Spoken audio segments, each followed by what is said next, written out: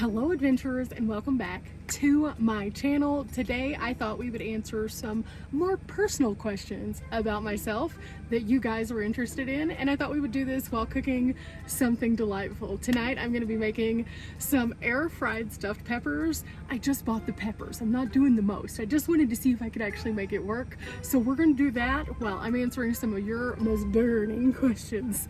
I thought the peppers were a good fit for that because some of these questions are definitely searing.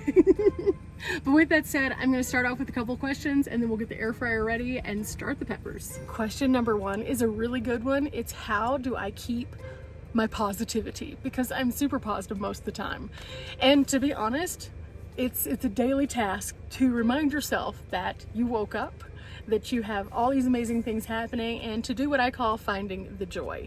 Now, what I mean by finding the joy is to realize that no matter what is happening around you, there's always something that is good in that day. For example, if your day is just bad, overall just bad, you still woke up. Some people didn't have that option. So that's kind of how I remind myself every day. And in doing so, once you start to change your mindset to do that, you'll just start to realize that you start to do it without even meaning to. And then when you're in a place of discomfort or something's bad, you'll just automatically be like, well, you know what? At least this is the positive. So there, that's how. It's a reframing of the mind. It took a long time to get here, but I can't express enough how much if you are able to do that, you can literally change the way that you feel about almost every single situation. The next one, a lot of you have asked me, do I have any siblings? The answer is no, it's just me and my parents, and we are the tripod. I always call us the tripod because there's three of us, and so at the end of the day, I always have the tripod. Now this next one, I usually don't talk about too much, but I was married in the past, and someone asked, whenever I was married, did that affect how I traveled? Did I enjoy it? Did that inspire me to travel more? And this is kind of a weird answer, so bear with me on this one. Long story short, my parents were who actually inspired me to travel. When I was younger, I used to go on these little tiny road trips with my parents where we would just go find historic markers and things like that, and it didn't have to cost an arm and a leg. When I was married, my ex-husband did not like travel. Like, it was kind of the opposite. He really didn't like travel. Whenever he was off work, he wanted to just sit and enjoy himself or do one of his hobbies. And so travel was very, very limited whenever I was married. And because of that, I think that whenever I was no longer married, I was just like, hey, let me go see about this world that's around us that I've been missing out on for 10 years, guys. So, yeah, that kind of sparked this want. But at the same time, I couldn't really start that travel because I still had responsibilities and things like that. So I worked a lot of hours and barely could ever take off time. So once I got the opportunity to change my stars, so to speak, and I started traveling, I have not looked back since. So no, my ex-husband, he did not inspire my travel. It's starting to rain a little bit, guys. This is awesome. But that brings me to my next question, which is what single location or what experience has single-handedly changed my life the most? And what was it and how did it affect me? Well, I always tell people that the Grand Canyon, it was the Grand Canyon trip that really changed my trajectory in life. That was my very first trip that I took with my friend Pam. And somewhere along the Grand Canyon, I always tell people, I knew this is what I wanted to do, but it's a little bit more complex of an answer than that. At the time, I was really struggling a lot with a lot of things that were on my plate. And then also my sciatica was horrible. Like, I'd walk a little while and have to sit down. And we chose to hike the South Rim. And I was not going to let a little sciatica get in my way. So we'd hike a little bit and I'd sit down. And we'd hike a little bit and I'd sit down. Now, as you can imagine, that took a long time. And along that time, I was just soaking in all of this amazingness. Because if you've seen a picture of the Grand Canyon, it's nice. But if you're there, it's a totally different experience. Highly recommend. But I always think back to that, and there were times where I did not think I was going to be able to complete the hike, and I just kept going, and I just kept going. And along the way, I had this amazing experience with one of my longtime friends, and then shortly thereafter, we were discussing that she had never been to the ocean, and I kind of pivoted our trip, and we went to the ocean, and I got to see her joy. And so somewhere between the Grand Canyon and San Onofre, that really changed my entire perspective on what I was going to be doing. And so I definitely would say that both of those places are very special to me. Now, there are other places that have moved me, that have really made me think, that have been something that have been pivotal, but that's what started it all, so I always go back to that experience. Okay, got my air fryer items out now, and so I'm gonna get this set up and we'll answer another one. Now, this next question is sizzling, just like these peppers are gonna be. They are asking, do I date while traveling, and if so, is it hard? Now, this is kind of a weird question because everybody's going to be a little bit different. But realistically, dating on the road is like dating in regular life. You have to make time for somebody, and if you make time for them, then you'll be able to be successful. However, with that said, it is much more difficult if you're gone for extended amounts of time from a person.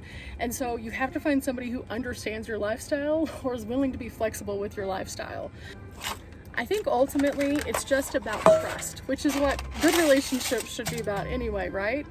But finding a person who gets what you do and is cool with either you being gone or is able to travel or has similar interests is imperative. So dating on the road can work, but it's also hard. And there's tons of couples on YouTube that you can see kind of what their experience is. Some of them have met while traveling, some of them started traveling together, and they all have interesting experiences. And so they might be a little bit better suited to show you relationships on the road. But as for dating on the road, I hope that helps. Now, this next one is a really good one, but first check out this. I was able to get this for like $5, and it's filled with stuffed peppers, so I thought we'd try it out. And then if this works, then I'll take the time to actually make my own peppers. I just like to try out things first so I can know if they are going to work. And as I try them out, then if they do work, then I'll put forth more effort to make them even, better. So, these have cream cheese, regular cheese, and bacon, and then I'm going to add some seasoning to them just for some fun because I do that anyway. So the next question though is, what mattered to me the most? That no longer matters. With that one, it's kind of interesting because my life was very, very different. And so a lot of the things that I thought mattered a lot were things that really in the big picture didn't matter at all. They were just things that I consumed my time with. So for example, I love a good shoe. Like a good shoe moment. Oh, I used to have a shoe closet that was the size of a room because I loved shoes. And people in my previous job would know me as the girl who had all the shoes. And I still to this day love a good pair of shoes. However, that said, I used to buy shoes to make me feel better. And I know that now. And I used to make shoes part of who I was as my personality, and also I would do that because I wasn't doing things that really fulfilled me as much.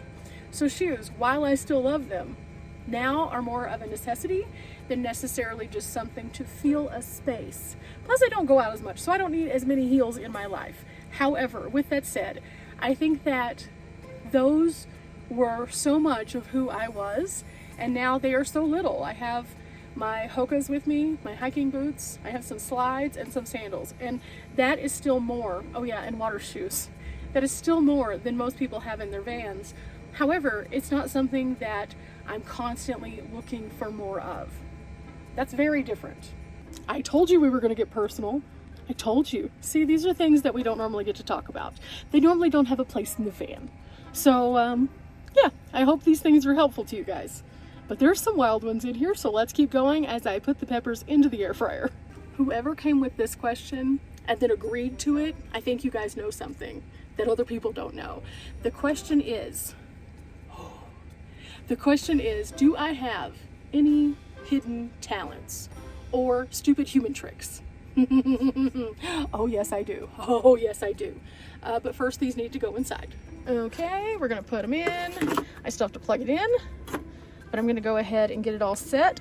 I think these need to be at like 325, maybe?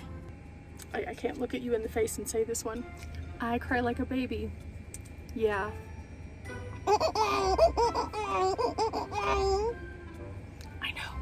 I know it's super weird. And don't even ask me how I discovered that because I was a theater kid. I've been able to do this since I was young. I don't understand it.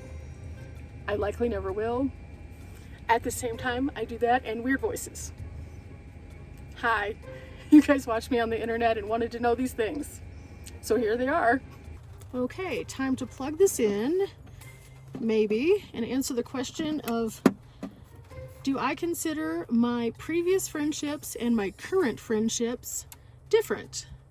I think ultimately our friendship goals is always to have people who are in your corner no matter what. And so to that extent, many of the people that I knew previous were in my corner for whatever thing that was at that moment.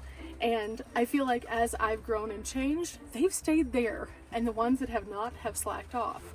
So the core group of people, yes, they're very similar to my core group of people now. So I think that that's because of their personalities and who they are, and that's a testament to them, not to me.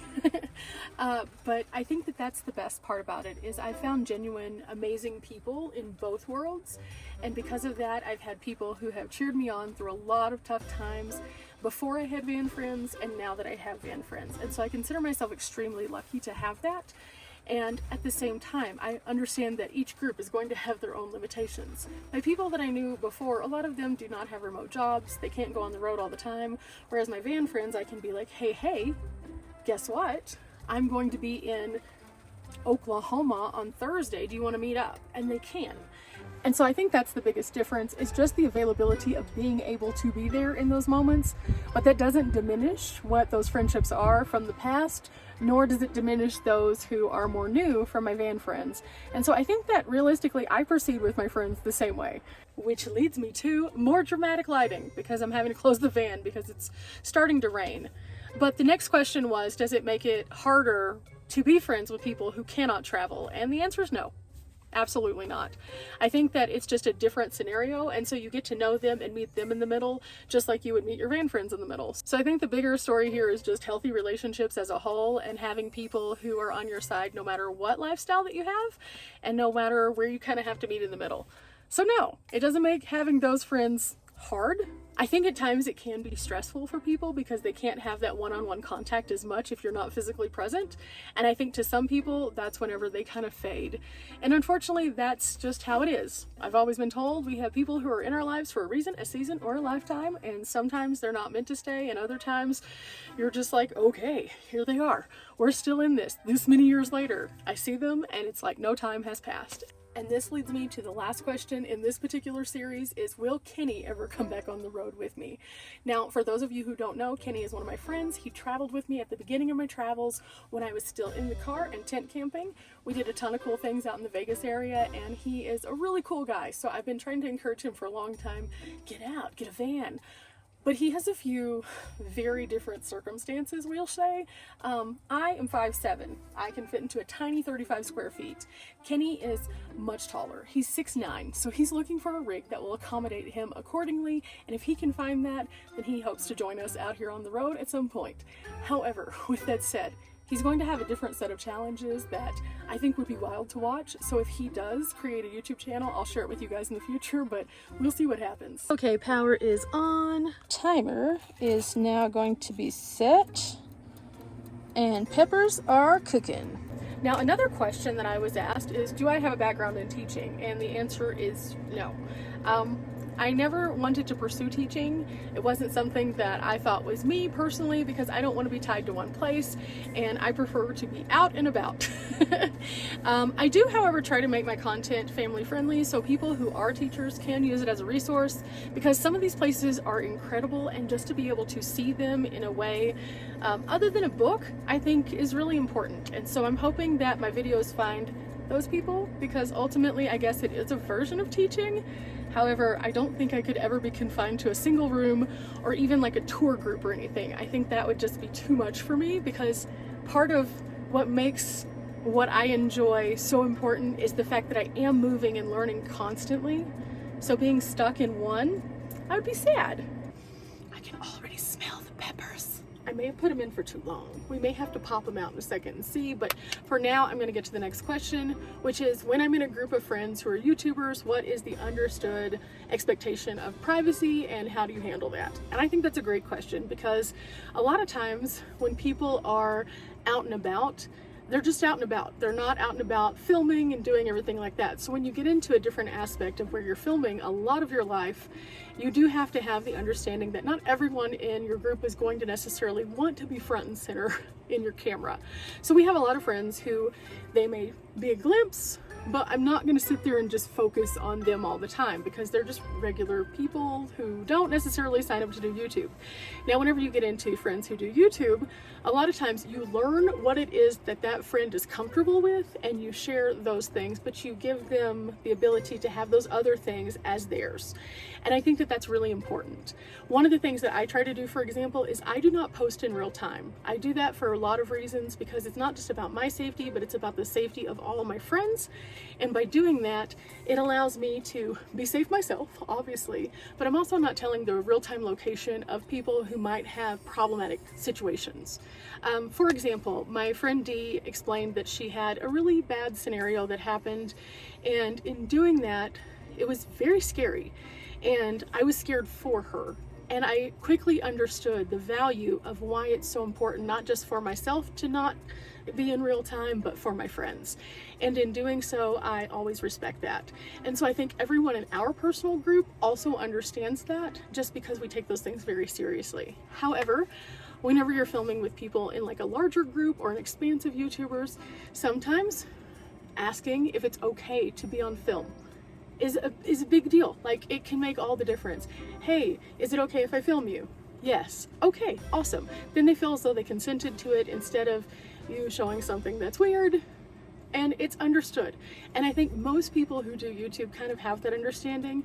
It's kind of like the whole thing with don't show children that you don't know, or don't put your phone in someone's face and expect them to just like do what you want to, because like that's rude. Those are just things that you kind of just know, that common sense teaches you. But the real thing I think that is the bigger deal is just having those conversations with one another, especially when you're first getting to know each other as YouTubers. And then after that, you don't really have to be like, hey, I'm not okay with this, because it's already covered. It's already good. Spicy. Okay, I'm gonna pop this out because, ooh, okay, they're not quite done yet. So I might be okay with adding like a little bit of time because I want a crispy crust. There we go. The next question is funny only because I probably won't be using any hot sauce on these peppers because they smell spicy, but somebody asked me what my favorite hot sauce is, and I have two. Well, let me say I have a blanket of one. I've been loving Yellowbird. Yellowbird has been delightful, and it's not just the habanero one. I've tried several of them, and I like all of these, and I get them in the little sample sizes so I can try them out before I buy the big bottle, which is great. So yeah, anything Yellowbird so far has been a win, but I'm also a classic sriracha girly. I love sriracha so much that whenever I find it in stores, because there was a shortage for a while, I bought in bulk. Okay, this next one is one of the most asked questions that I've ever had on my channel, and I've answered it a few times, but I should just pin it. A lot of people ask what the shade of lipstick is that I wear. I dropped the ball, I'm not wearing it right now, but that I wear in most of my videos, and that is Ofra. Oh my Riri, R-Y-R-Y. I love the stuff. It's so good. I've tried a couple of their other shades as well. I like that formula. The formula is really good and it lasts all day. And at the same time, I can take it off whenever I'm ready to, and it's good. So I know that probably was a miss on the guys, but sorry, I get asked that a lot. So you probably heard the ding. Ooh. Oh, it looks good. It looks good. I didn't sprinkle it with any seasoning or anything yet. I'm debating on what I should put on there. I think I know. But before I do that, what is my best trait? You guys want to know what I think my best trait is. I think it's my sense of humor. I don't really take life super seriously, even though I do take it actually very seriously, but I laugh so much in life. And I think that's so important. So I would definitely say that my ability to just see and find joy through humor, yeah, my sense of humor definitely.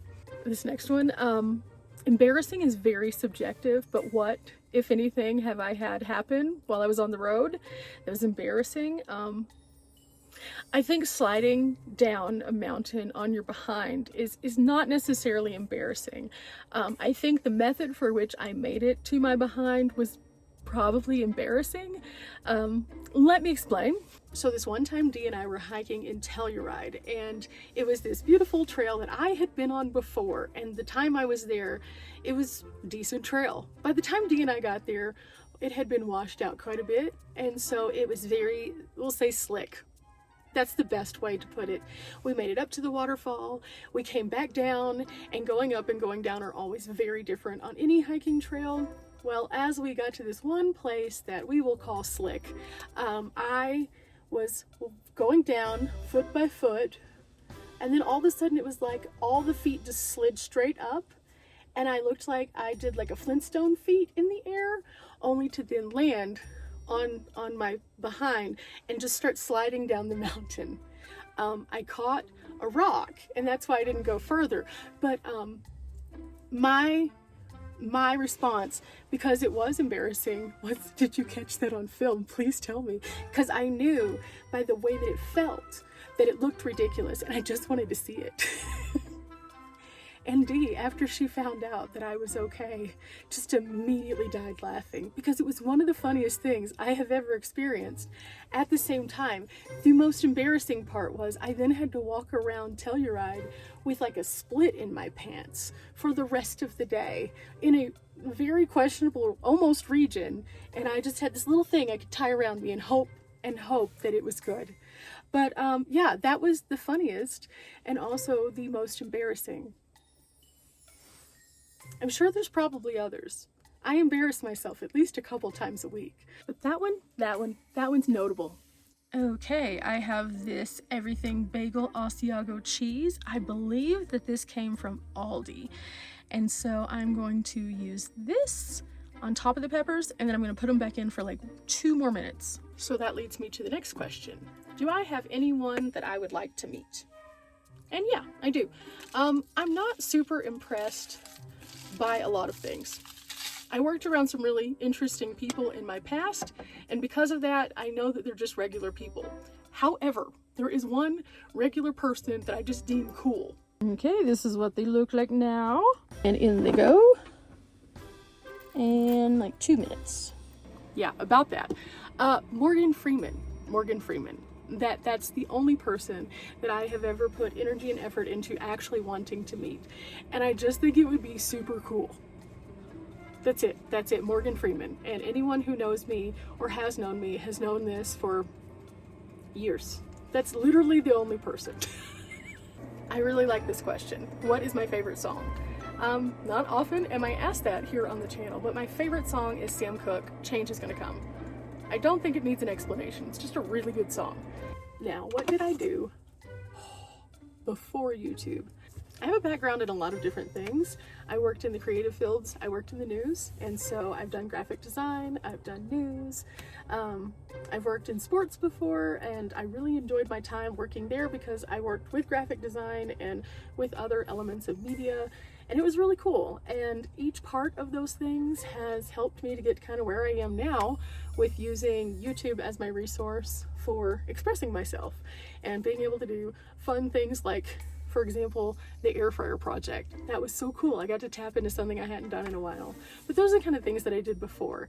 I didn't have any background in doing YouTube. I didn't have any background in doing any kind of education, as previously discussed.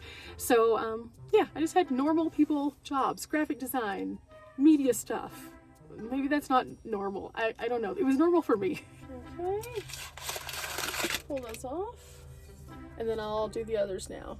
3 words that describe me: creative, weird, happy. Those are the 3 words. Those are the 3 words. You asked for 3 words that describe me. Those, definitely those. This next one is interesting because I hadn't really thought about this as even a question, but it kind of made me think, okay, do I prefer to travel with women, men, or does it matter? I definitely enjoy traveling with my girls because we have a really good time, and every day is a new adventure, and you never know what's going to happen with us. We're kind of a wild bunch, but at the same time, I have enjoyed traveling with my guy friends as well. And of course, I always enjoy traveling with my parents. So I think it's just about what you're doing and how you're doing it and with whom you're doing it. And then it doesn't really matter. You know, I think it's a vibe. Like, look at this. Do I just put it in the air fryer? I mean, I guess I could. It's an experiment, right? So while I'm doing this, next question is, do I like Taylor Swift? And you know, I have a really interesting answer for this. I never connected with Taylor Swift music whenever she first came out because I'm so much older, and I think that's understandable. but I respect Taylor Swift as a woman. She has done so many incredible things.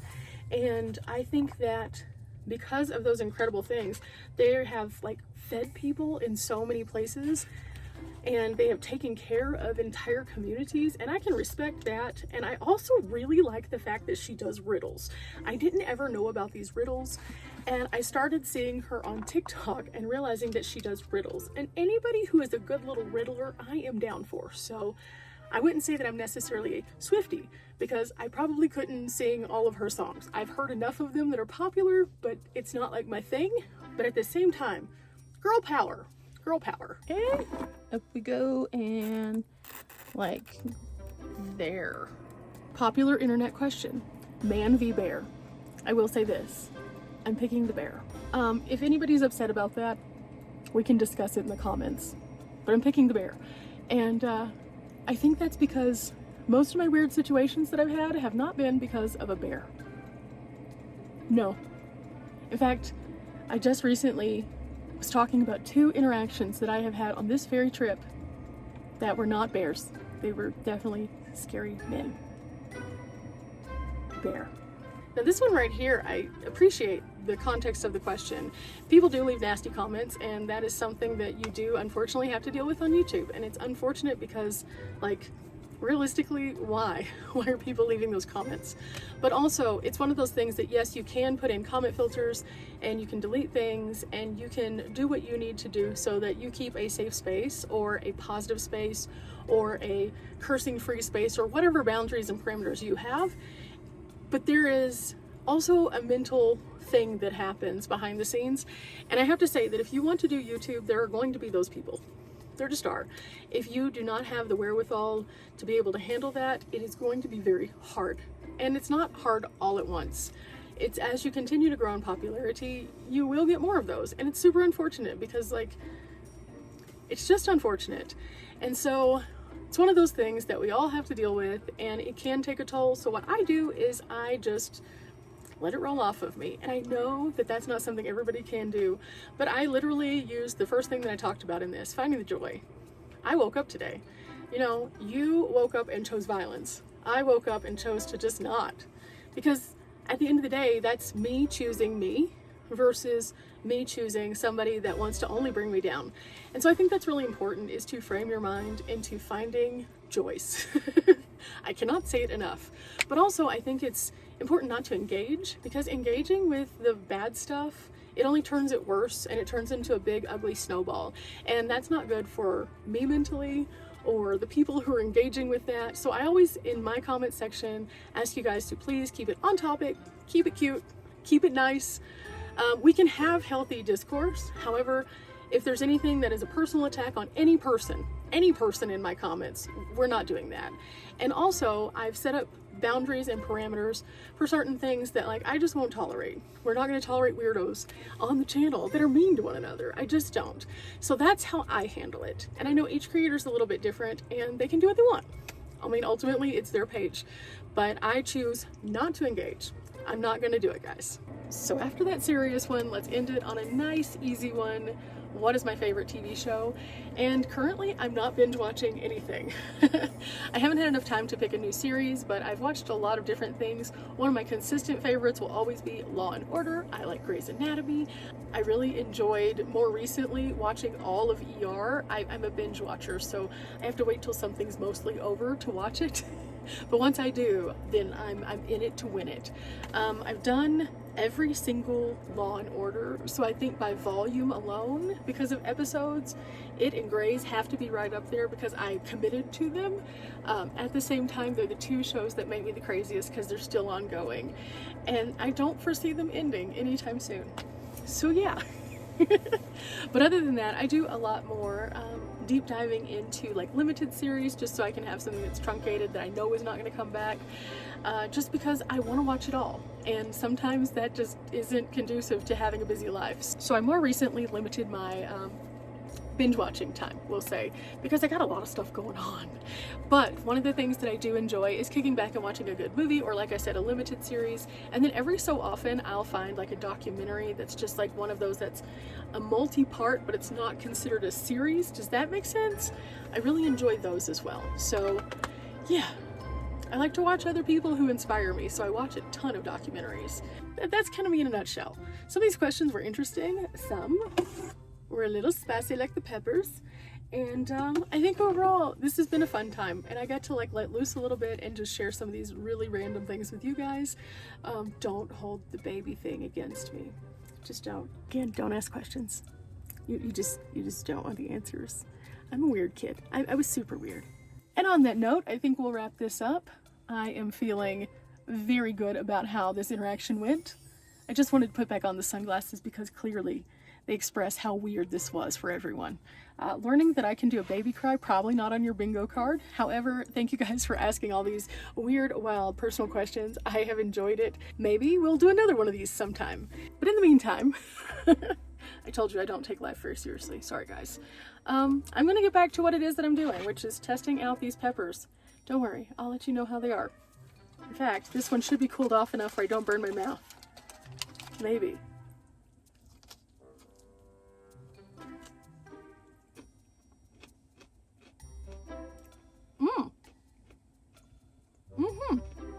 I'm gonna keep working on these, and I'll see you guys later. I think like realistically 2 more minutes and they'll be perfect. Eve did it again. Till next time, bye.